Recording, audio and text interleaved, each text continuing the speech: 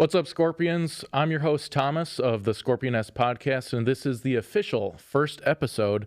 With me today is my good friend Tony, who's going to be interviewing me so that I can give you the background on how we got started and where we're going in the future and how you can join the Scorpion Nest. So, Tony, take it away.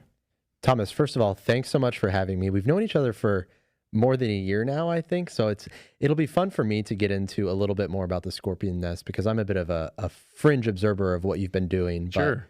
But I'm excited about everything you've been doing. I know you're passionate about all kinds of things, which we're going to talk about a little bit. But before we get into that, maybe if we start just by talking a little bit about who you are, who I am, and then how we got to know each other, because I think it all lends itself very well to what the Scorpion Nest is. Yeah, absolutely. So I'm a native Chicagoan. I'm a business guy. I'm a veteran, and I'm an enthusiast of a lot of different interests, which built the Scorpion Nest in the beginning. So the way you and I met, I believe, was last holiday season.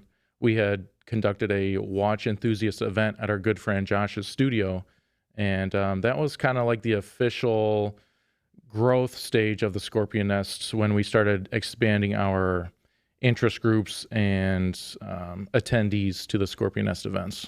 I made a number of friends at that event that you guys hosted about a year ago at Josh Kircher's studio. We've continued to correspond since then. Funny enough, I noticed we have the same watch on right now. You're wearing your Black Bay 58. Oh yeah, this is absolutely one of my favorite timepieces, and we've met several other enthusiasts, especially Tom, the owner of this podcast studio, who is a Black Bay 58 enthusiast as well. So it's hard to beat this watch. Yeah, it's funny. I know there's a special story about yours we're going to get into a little bit later. But for those who don't know, I'm Tony Trena. I am a lawyer by trade, actually. I worked at Hodinkee in the watch industry for a couple of years. Now I run my own newsletter publication out here in Chicago. I've been here for about a decade as well. But Tom, maybe if we could talk a little bit more about the Scorpion Nest too, and get into the story of where it all began. Yeah, so what I tell people is the Scorpion Nest is a community at the heart of it. And how that became to be was through in-person networking, and social media is kind of the two ways we have built this community. And it's started around really just my interests. Everyone says, do what you're passionate about and the money will follow. And I just wanted to build a community of people that were like-minded, liked the things that I liked, and just enjoyed meeting other people. So that's why I started the Scorpion Nest. And there's a whole history of where it started, where it came to during COVID, and then where it's going to now, which we can certainly get into. Well, let's just get into it. I know it started around 2019, so it's been about 5 years now. And it started quite organically from what I understand. It wasn't what it is now, where it's different events focused around different interests. It started around one specific thing, right? Yeah, so the Scorpion Nest really was a way to have my close poker friends have something to rally around. Anything that I have that I'm passionate about, I love to be extra. I love building brands, and the Scorpion Nest was just that first instance of where I can really brand everything and say, put my stamp on it. This is mine, this is ours, and let's have something where we can get together once a month, play some poker at the cigar lounge, and have something to just follow and kind of encourage each other to just have a good time. You a good poker player, or were you losing money most weeks? I would say that I am a decent poker player. You can see on the YouTube channel, I posted a video of how I cashed in my first ever World Series of Poker tournament actually earlier this year. So I feel like the stats don't lie, and most poker players aren't able to make the money, let alone feel comfortable playing in that scene. So I'll say I'm decent, but I'm not great.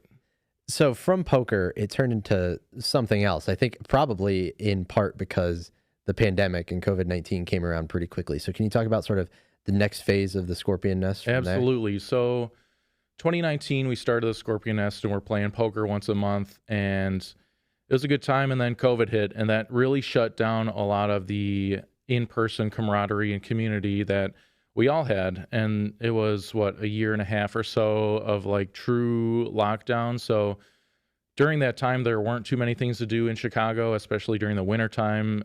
Most people were smoking cigars and drinking indoors and just watching TV.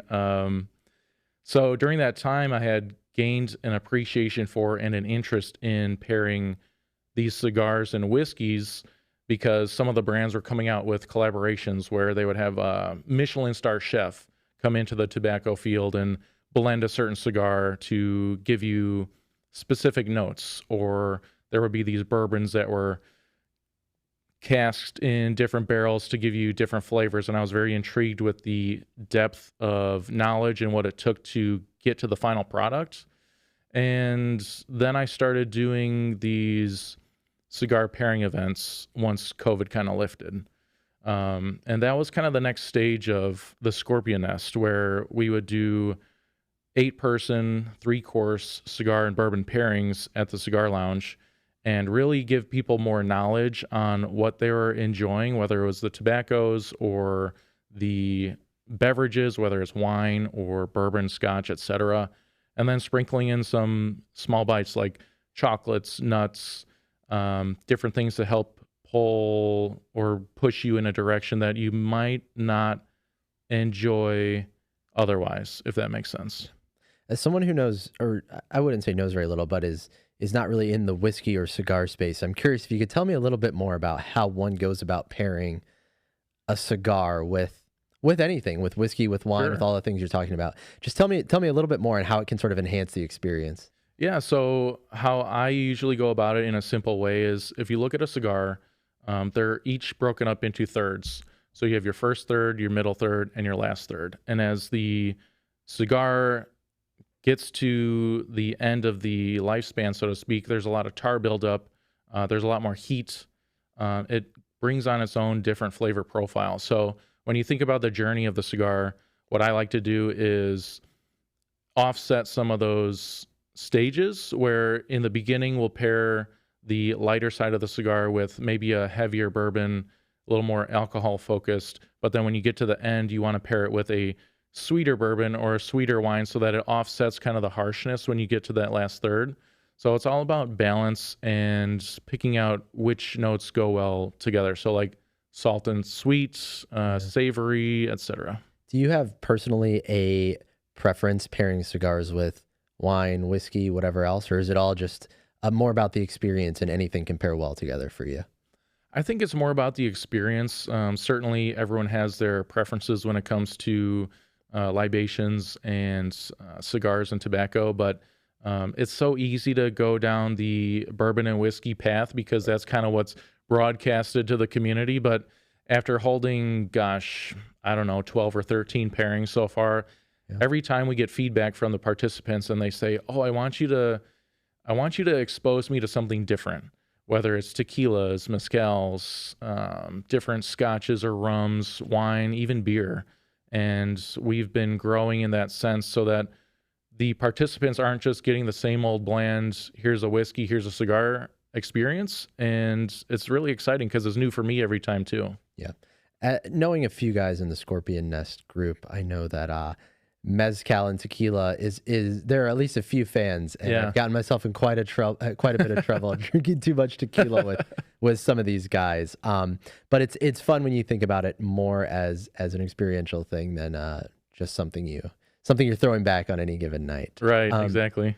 Before we get more into where Scorpion Nest is now and where it's going, I want to talk a little bit more about you and your background and sort of what led you into even starting a group like the Scorpion Nest back in 2019. So maybe you can talk a little bit more about your background leading up to the Scorpion Nest, starting perhaps in, college. I know you were in the ROTC program, and then you even mentioned already that you were in the service after that. Yeah. When I look back on it, a couple of key themes in my life have been a life of service and community. And so I'll start back in 2013. I graduated from Northern Illinois, go Huskies, with a degree in sales and marketing, part of a business fraternity, Delta Sigma Pi. So that was kind of my first intro to a large community and networking. Got a job out of college with my best friend over at a company called LiftMaster, doing inside sales. How did I get that job? One of my fraternity brothers was a manager. So again, recurring theme, community, networking, growth. After about a year, I had left to Alabama to go to flight school. So I was a Army helicopter pilot for about 10 years. And when I got back, I came back to Liftmaster and got more into the local marketing side. So helping our small business partners get better at doing business. And I really enjoyed that because my passion and my education is in marketing. And I believe that local businesses feel more of the pressure when it comes to keeping the lights on. And if I can help them in any way with my marketing expertise, I feel at least some fulfillment as opposed to just kind of working through that corporate marketing system, if that makes sense. Before we get to that, which we will get to, can you just talk a little bit more about being an Army pilot and what that was like?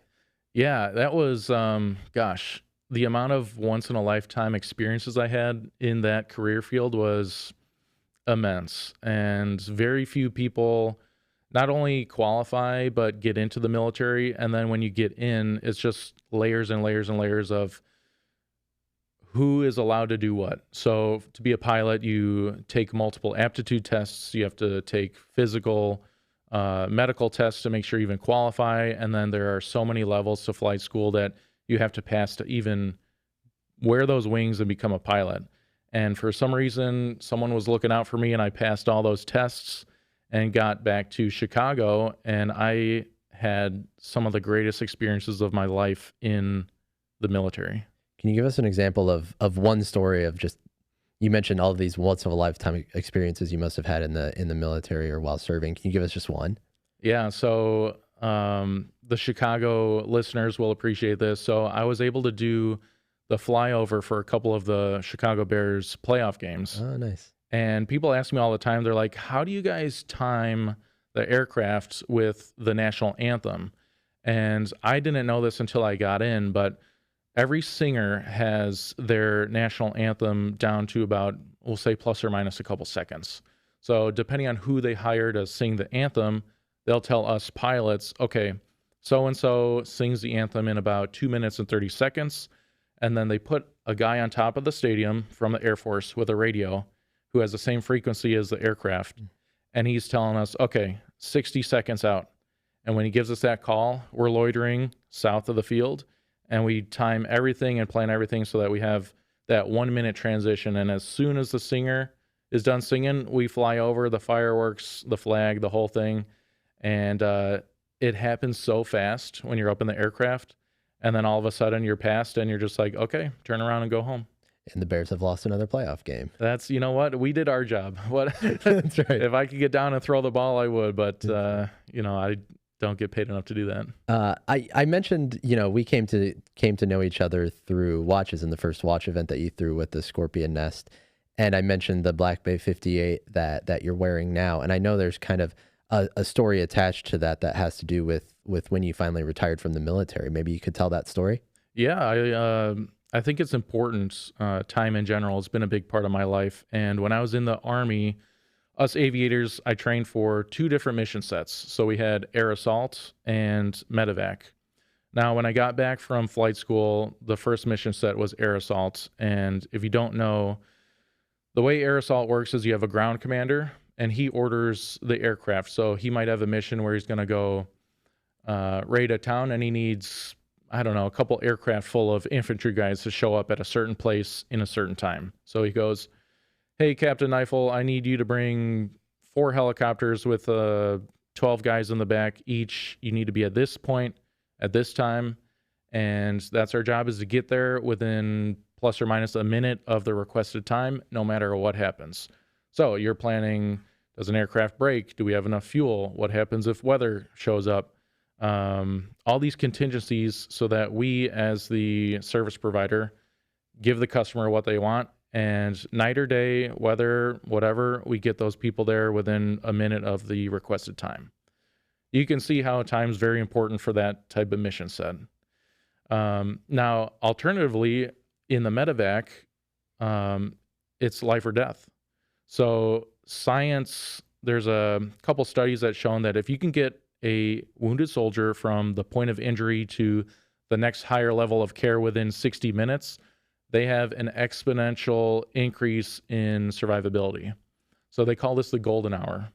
So what we do as medevac pilots is we ensure that we are physically within a distance where we can get to the patient, the point of injury, load them up on the helicopter, get them to the next higher level of care, all within 60 minutes. So for me to be a medevac pilot and have so much of my mission driven on time, it makes so much sense for me to be a watch enthusiast, a time enthusiast, because it is literally life or death in some scenarios. Yeah. I think it ties into when we met each other through the watch event. You kind of mentioned it was starting a new growth phase for the Scorpion Nest beyond cigar, whiskey, wine, pairings, and everything you'd been doing coming out of COVID. So maybe you could talk a little bit about where the Scorpion Nest is at now. Yeah, so right now we are continuing to expand our reach when it comes to different interests. So I mentioned earlier that the Scorpion Nest was built on kind of like what I liked, whether it's whiskey, cigars, poker. But as the community grows, our overlapping interests grow as well. So I may hold an event down at Rock Island Public House down in Blue Island where we're all on the patio. We're having some $7 old fashions from Dave Brown and crew, and they have great food. And we might have a conversation about pizza in Chicago or chicken sandwiches or what have you. And then that sparks an idea of, hey, we should go tour a pizza joint, or we should go do some dinners together because we have enough people that appreciate the culinary experience. So as we hold more events and more people come into the fold, their interests kind of guide where we're going. So we did the watch event last holiday season. We're doing some speakeasy events for our holiday party this year. And a lot of the future events for the Scorpion Nest are going to be based on a lot of the places that I've been to that other people have not. So I like to introduce the community to all these fun and interesting experiences and environments within our city. Our city's so big and there's so much to do, and it's kind of surprising when you talk to somebody, have you been to this place? Have you done this thing? And they're like, no, I've never even heard of that. And to me, I'm like, how have you not heard of that? This place is awesome. Are there things you mentioned you started as poker and then it was cigars and whiskey? Are there areas or interests that you've really picked up either through friends or through the Scorpion Nest as it's become more formalized that you've really enjoyed learning about? Yeah, so Josh, who hosted the holiday event last year, he is one of the best custom tailors in the city of Chicago. Josh Kircher is his name. So go ahead and Google Josh. We'll put his information in the description below. He actually made me a custom suit this year for a Halloween costume. I was Clark Kent / Superman this year. Sure. So he made me a replica suit of one of Henry Cavill's suits that I found online, and it is within a couple threads, I think, is almost exact just from looking at a picture. Yeah. So going through that process with Josh has kind of opened my eyes up to custom tailoring and fashion and how you present yourself and what your look is during that time of your life. And it's just fascinating to me how, like, us as humans, we wear different costumes to different events, if you think about it. And you don't have to stick with one thing. You can evolve, you can change, you can add more stuff into your closet and become who you want to be. And I think that's just fascinating. I like the point you made there about we're almost always wearing a costume. We always have different masks that we're putting on. It's an interesting point. Have you worn the custom suit besides when you were Clark Kent on Halloween, or are you looking for another opportunity still? So the only place I wore the suit so far was during filming of the little trailer we made. But I do have a couple events coming up. Number one is the Chicago Jewelers Association. Right. 150th anniversary party, which is tomorrow. If you're watching this, that is December 18th, 2024. So I will be wearing the suit to that party, and then a couple other holiday parties that I may bring the suit out. But I'm so excited because it is, again, custom tailored to me. I got to pick out the inside lining, made a couple custom pockets, and it's a one-of-a-kind piece, and I'm really excited to show it off. It shows when you even talk about it. And I got to say, you mentioned the trailer or the Instagram posts you made about the suit or about sort of the process of the suit. And it's clear that you feel like the shit when you put that thing on. So there's something to be said for like the way that a nice custom suit or any just nice piece of clothing can make you feel, you know? Yeah, yeah. Josh, when I first met him, he had a saying, fewer things, better things. And that instantly resonated with me because I've always been a guy that is more quality over quantity, whether it's timepieces or clothes that you wear or fragrances or food, Michelin star, sure. That's just an appreciation for what it takes to create, I think, is why I'm interested in so many of these things. On the same token, are there any areas, interests, hobbies that you and thereby the Scorpion Nest sort of hope to pursue over 2025 and beyond? Yeah, so we've got a buddy that owns a motorcycle shop here in Chicago. I used to ride cool. back in the day. Used to? I used to. Okay. It's really hard to have a car and a motorcycle when you live in the city because parking's so expensive. So I had to get rid of the bike. Very bummed about that. I'll get back one day. But yeah, there's a whole world like wine or cigars or bourbon. You go down the rabbit hole of anything really, and it's just like the more you know, the more you don't know. And I think that's fascinating. So motorcycles, vehicles, I want to get into that side. Obviously more culinary experiences. We have so many different cocktail lounges or blues bars or live music that, I mean, we could come up with an event every week and still not even scratch the surface of what fun things are out there in the city. You've mentioned food and culinary experiences at restaurants a few times now. I'd be remiss at this point not to ask for a recommendation or sort of, if not a recommendation, what's like the last good restaurant you went to? Perhaps a new one, perhaps even not.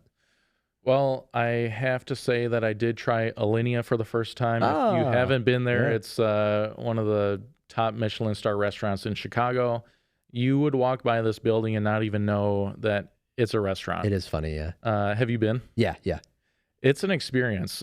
People ask me, was it worth it? And really, it depends on the participant. What's worth it to you? For me, to understand what it takes to go into not only cooking a meal, which I did a lot during COVID, but also running a business. You put those two together, and I mean, the stats on regular restaurants failing within the first 5 years is astronomical, let alone running one of the highest rated restaurants in the city of Chicago. I mean, hats off to that crew because they put on a phenomenal performance, and it's just, it's an experience you will not forget soon.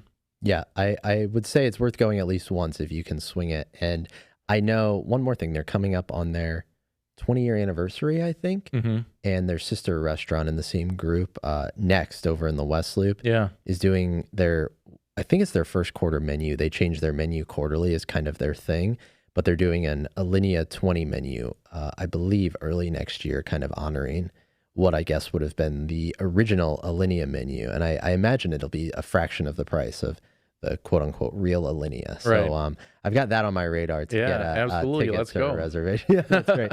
That's right. So I want to talk about sort of what else is in store for the Scorpion Nest. We've talked about a few things, but sort of more generally speaking, just the vision for what you're trying to build beyond specific events or specific interests. Just talk a little bit about the vision of what it all is. Yeah, so the Scorpion Nest future is going to be a lot more content, hence the podcast.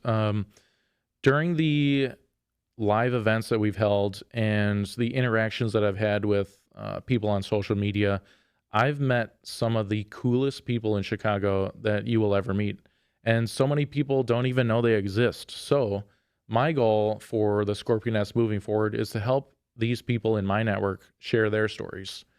And I think people don't realize how close you are to the things or the people that you want in your life to help you get to not necessarily professionally where you're going, but like just broaden what you enjoy in life. So if I can help the Chicago community realize that they're a lot closer to some of these very unique and interesting individuals, that's my goal, is to help tell these stories. Yeah, I often feel like Chicago is this little big city, you know, like once you really get into it, you're 1 or 2 degrees of separation from a whole lot of cool people. And if you can be but one vehicle for people to sort of realize that and make these kind of connections, I think it can be a really cool thing. Yeah.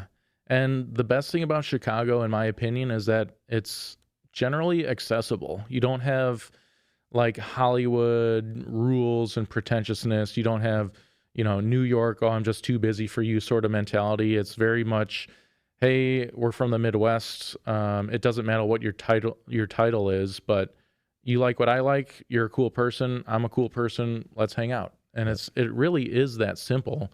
I think people are just afraid to reach out to the people that they might want to connect with. And again, with these podcast stories or in-person events, when you meet someone and you realize, they're just another Chicagoan just like me, it's a lot easier to connect with somebody that you're really interested in. Yeah, I also think, well, first of all, Chicago people, salt of the earth people, as you Oh yeah. mentioned. I mean, no argument from me, of course. I mean, look at us both. Come on. But more broadly than that, I wanted to make the point.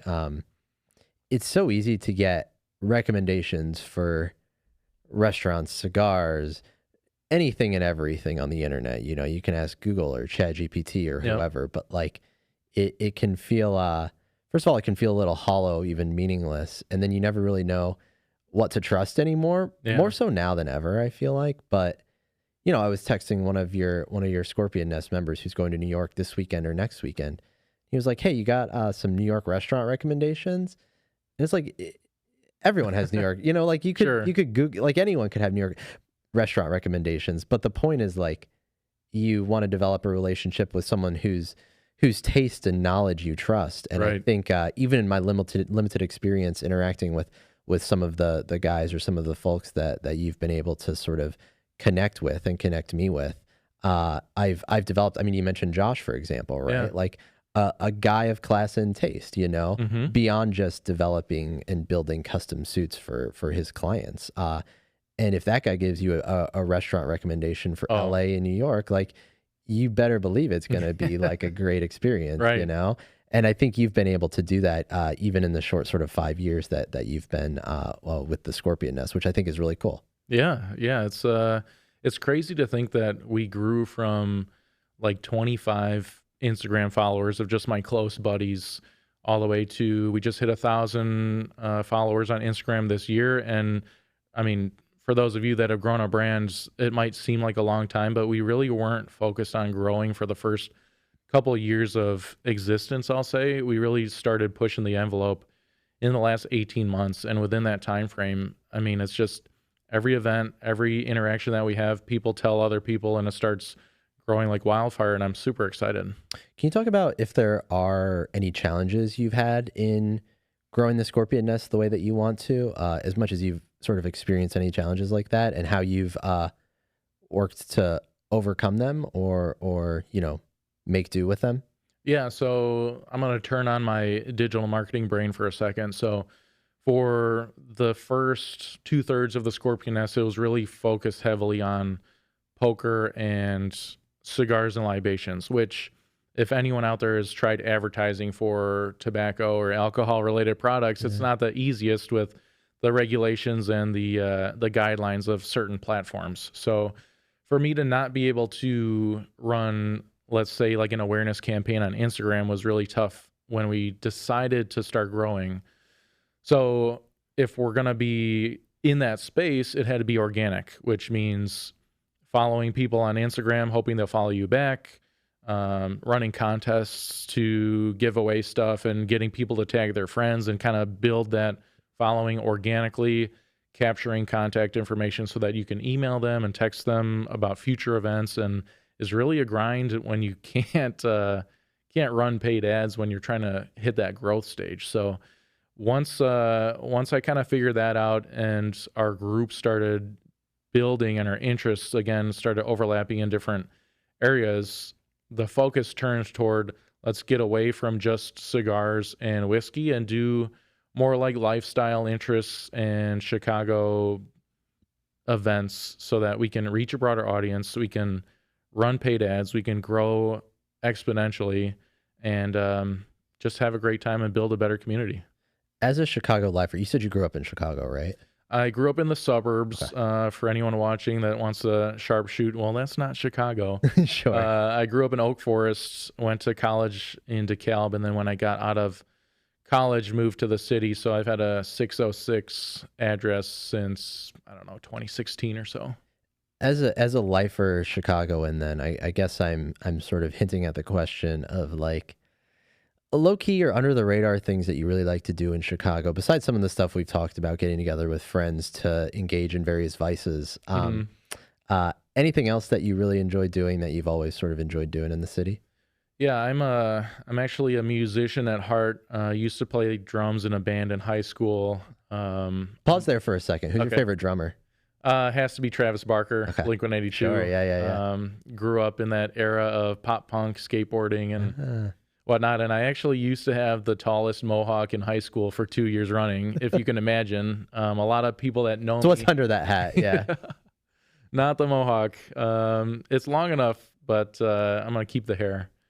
But a lot of people that know me post college don't even realize that I had that phase or was even a drummer.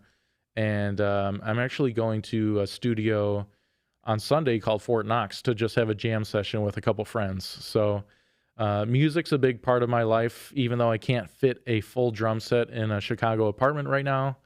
I love to go to a joint called Kingston Mines, which if you've been, you know it's one of the best blues bars in the city of Chicago. For those of you that don't know, it's 2 stages. And from opening all the way till about 4 a.m., almost every day, they have bands rotating. So an hour and a half on one stage, they play their set. They go to the other stage on the other side of the bar. A different band plays for an hour and a half. And it's just hours and hours of some of the best blues music in the city. What was your first concert? That's funny because I was just driving past the concert venue, the Metro, about a week ago. And I noticed on the marquee they had MXPX, and as soon as I saw that, I realized that that was the first concert I went to back in, I think I was probably 16 at the time, and MXPX was a pop punk band. I guess they still are, and they were labeled as Christian rock at the time, and that's how me and my friends got our parents to take us, because they're like, oh, it's Christian rock, it'll be fine for our teenage boys to go see. And we get to the Metro. It's a small, like, upstairs apartment, like, venue, and we're, like, in the mosh pit rocking out, and our parents are like, what did we bring them to? Yeah, of course. Have you been to, like, a Warped Tour type of thing recently, or were you a Warped Tour kid growing up? Back in the day, I was. That was another great venue for skateboarding teenagers to go see some of the best bands. I mean, think about, like, the Tony Hawk Pro Skater soundtrack in real life. That was such a good time. And the last Warped Tour I went to, I believe it was right before we went to college, was where I lost a shoe crowd surfing at the last concert and had to walk. So I don't know if you've been to what's now known as, what is it? First Midwest Bank Amphitheater, used to be the Tweeter Center. It's gone through like... Is it the one down in Tinley Park? Yeah. Yeah, I've been there. It's got before. like 8 name changes in the last decade. Yep. But the parking lot's all gravel. So for me as a 17-year-old, just lost a shoe, walking through that gravel pit to wherever our parents were going to pick us up at the time, it's hard to forget those memories as well. Pop punk is more my wife's scene than me. I was obviously growing up in sort of rural suburban Indianapolis. Obviously, rap and hip hop was my scene, as you might imagine. It's really part of my culture. But I'm going to see Blink-182 next summer, which I'm actually excited about. So I'll tell Travis you said hey. Okay, yeah, that'd be great. I mean, I haven't talked to him in a long time, so Sure. it'd be great to catch up. So we've been talking for a little bit now on this podcast without talking about what it's going to be going forward, because thankfully for the listener or viewer, I'm not going to be here every week. I'm here more so to introduce you and the Scorpion Nest. So maybe you could talk a little bit about what this podcast is going to be going forward, what people can expect, and then why obviously they should subscribe. Yeah, so my goal is to not only interview the people that are currently in the Scorpion Nest network, but also folks that don't know about us yet. And I want to get the most unique and interesting individuals, at least in the Chicago scene or fans of Chicago, to be on this podcast. So for those of you out there watching, if you've got a future person that you want to be on this podcast, go ahead and comment in the DMs and we'll see who we can get. But even with thinking about the holiday party that you and I went to, I think it was our good friend Ren that just DM'd you out of nowhere and said, "Hey, do you want to come to this event?" Right?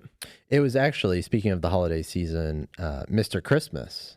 Ah, Max, Yes, yeah. who knew who I was from my days at Hodinkee, the watch publication, who reached out to me out of the blue, and there I was at Josh Kircher's studio mere weeks later, meeting all these cool folks. Yeah, I think that's a great story too, is that for those of you out there that want to connect with somebody, the world is so small now with social media that Yeah. you quite literally are a DM away from really anybody that you want to connect with. Yeah.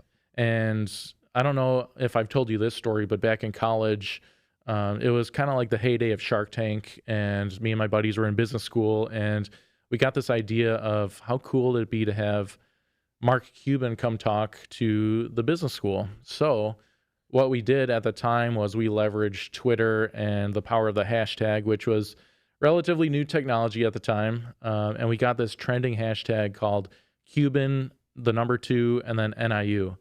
And we went around campus posting flyers, getting people to tweet it so that it would become a trending hashtag.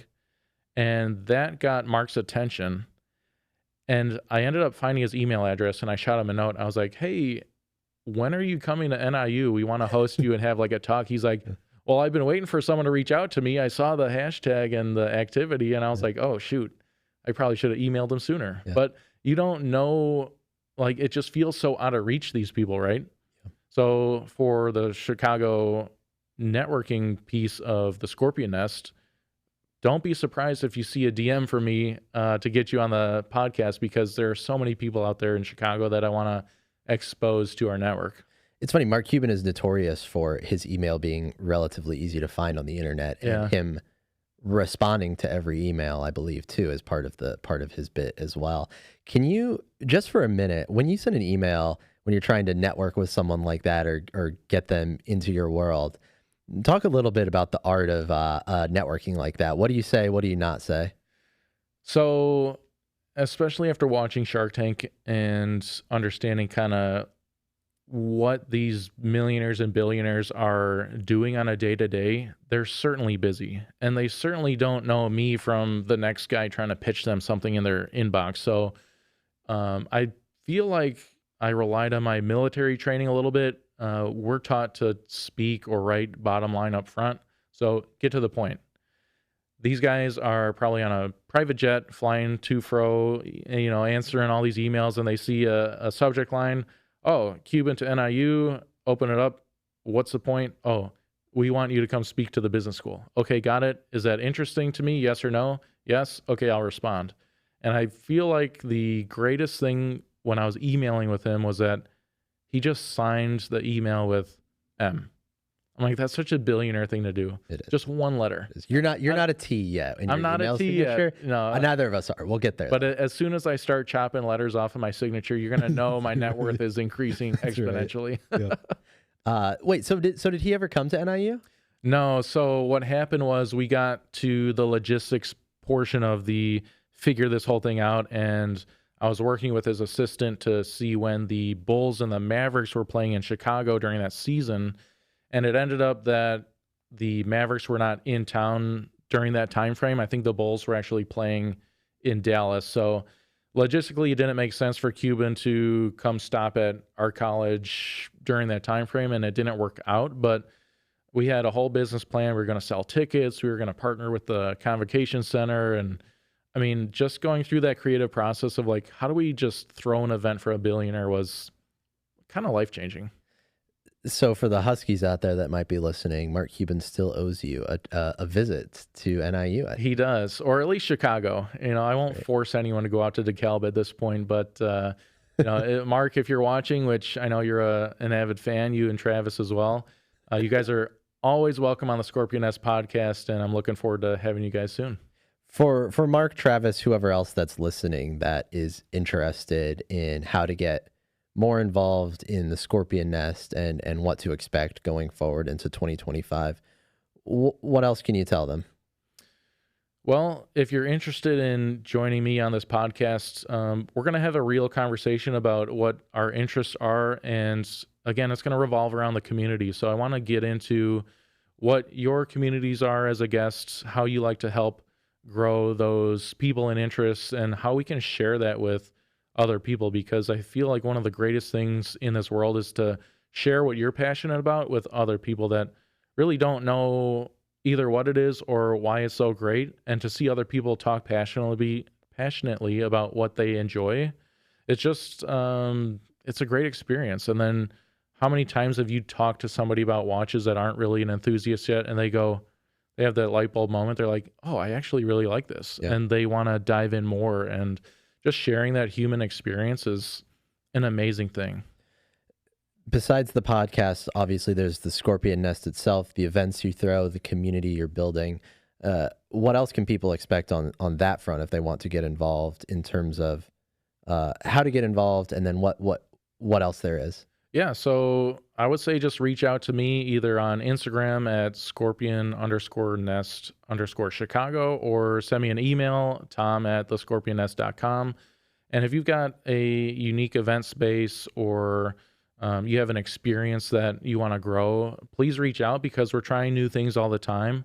We're going to continue to hold at least monthly events with the Scorpion Nest in person, if not bi-weekly, if we can start really kicking this thing off. But I really feel like the combo of online education and or content with the YouTube podcast as well as in-person events is the perfect marriage, where if you can't make it to the in-person event, you can at least learn and meet these new people online. And then when you do watch these episodes and you learn the story of these interesting Chicago folks, you actually have the opportunity to meet them in person at one of our events. And we're going to make it accessible so that it's not like you're paying $1,000 ticket to go listen to some guy on stage give you a sales pitch. It's going to be having drinks or cigars or a meal with people that are just true Chicagoans and want to connect with real folks. What are you most excited about going into 2025? This is perhaps a question specific to Thomas or the Scorpion Nest, or maybe both, as much as the two align. Yeah, so for me, I'm really focusing on, number one, creating a lot of content and telling the stories of the interesting folks in the Scorpion Nest, which I feel like my personal strengths are asking deep questions and getting people to tell like great stories. And I'm very interested in hearing about what makes these people unique. But also on the professional side, I'm excited to help more small businesses with marketing, because I have a consulting company that I started this year called Kneifel's Edge Consulting, and it's geared towards helping small mom and pop local businesses get better at business. And again, I get a lot of fulfillment out of helping small businesses, because they are the backbone of not only this country, but really the communities we live in. And if I can help affect positive change in that way, I'm all for it. I think this has been a great conversation. The fact that we get to enjoy this time together in a beautiful studio here in Chicago just makes sense for the brand. You know, we're supporting a local business here and growing our business together. So it's just the perfect scenario. And to have a like-minded watch enthusiast and Chicagoan here with me has been an absolute pleasure. Do you have any sort of favorite, as we're in the holiday season here in Chicago? I love the holiday season in Chicago. Sure. The trees, the wreaths, all that stuff. Mhm. Call me a romantic, you know? Any favorite Christmas, New Year, holiday season activities in Chicago for you? You know what I like to do is I like to go down to Millennium Park when they have the ice rink set up. Yep. So we used to play pond hockey back in college when the lagoon would freeze over. So we'd strap up the skates, get the sticks, and play a little hockey back in the day. So I like to reminisce on the good old days when I was a little bit younger and my knees weren't as bad. Watch the ice skaters, and you grab a hot chocolate, maybe a little bit of peppermint schnapps in there to give it an edge. And, just in that physical space, you get to see the beauty of the Chicago landscape and the winter activities going on. So I feel like it's the perfect, not only location, but what's happening around you is very much holiday-esque. it's a little mulled wine for me in that mug, just for the seasonality of it all. Yeah. But I think we'll leave the conversation there. Thomas Kneifel of the Scorpion Nest, thank you so much for asking me to host the initial episode of the Scorpion Nest podcast. I'm excited to see who you bring on in the future, who you interview, what stories you're able to glean from them. Yeah. And I'm also excited to sort of continue to be able to observe how the Scorpion Nest grows throughout 2025 and beyond, how you continue to build community in Chicago, because like I've mentioned throughout the show, it's been fun to get to know some of the folks already in the group and learn from them and all of the cool stuff that they're up to. So if you haven't already, take a second to like and subscribe and all of that YouTube stuff. Yep. And thank you so much for listening to the first episode of the Scorpion Nest podcast. And we'll see you all again soon.